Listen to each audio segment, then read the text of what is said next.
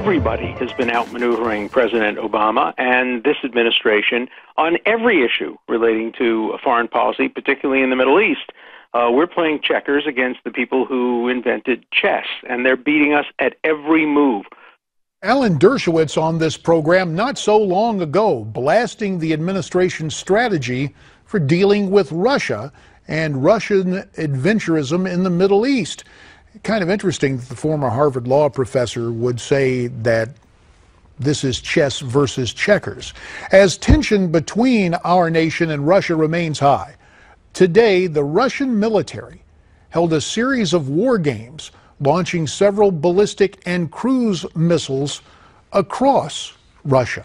This, of course, as the U.S., Russia, and several other countries are meeting in Vienna, discussing a possible settlement for the war in Syria. For more, we're very pleased to be joined from Newsmax New York by Garry Kasparaov, the former world chess champion and author of the new book, Winter is Coming: Why Vladimir Putin and the Enemies of the Free World Must Be Stopped. Garry, thank you for your time here on Newsmax Prime. Thanks for inviting me. Now, we just heard Alan Dershowitz say that we're playing checkers while those guys, the Russians, are playing chess. As a former world chess champion, is there something to that analogy? No, I have to defend the integrity of my game, chess. Amen. Putin is not playing chess. He is playing poker, and I have to give him credit. He is a very good poker player because having very weak hand, he always outperforms the opposition, mainly Barack Obama and his administration, because they don't have guts to call his bluff. Well, it's interesting you bring up poker and the bluff made by Putin. Now, the U.S. Director of National Intelligence, James Clapper, went on CNN to talk about what he believes Putin's strategy is in Syria. Let's listen and then get your reaction.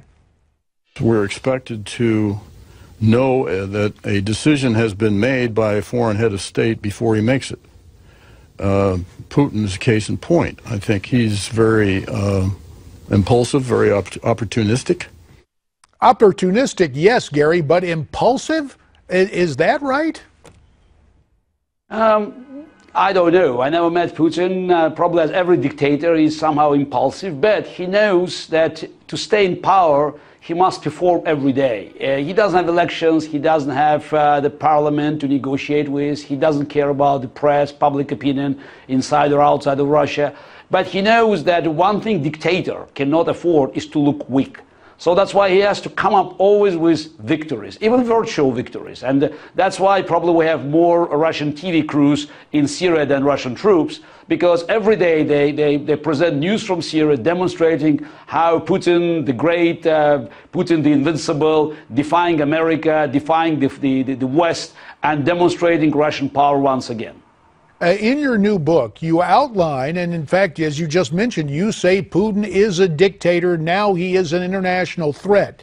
How did the West allow Putin this kind of access? Did we misunderstand, quote, victory in the Cold War?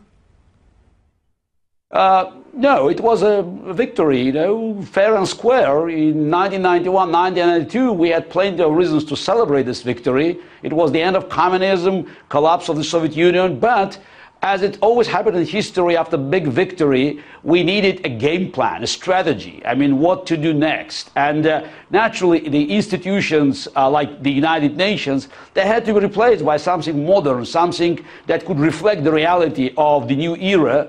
And instead of an organization that was formed in 1945 and was built to freeze conflicts and to prevent open confrontation between the United States and the Soviet Union, we needed some kind of a league of democracies that could be based on respect for human rights, for democratic procedures, and could promote aggressively the agenda of democracy worldwide. And you mentioned this earlier, but it bears repeating. We actually have a video of President Obama with then Russian President Medvedev at a conference. Listen to what was said by President Obama in this exchange about 3 years ago. My last election, basically.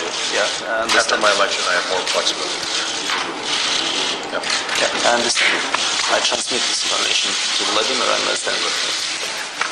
20 seconds left, Gary. In that statement to Medvedev, was our president essentially surrendering the initiative to Putin? That's the way Putin read it. And even if Obama didn't think about it, that's exactly what's happened. Putin recognized that Obama was weak, the military option would not be on the table, and he could start expanding anywhere he wanted. Garry Kasparaov, we appreciate your time and your new book. Again, the name of the new book, Winter is Coming, Why Vladimir Putin and the Enemies of the Free World Must Be Stopped.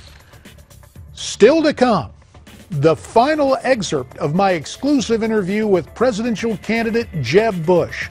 That's straight ahead.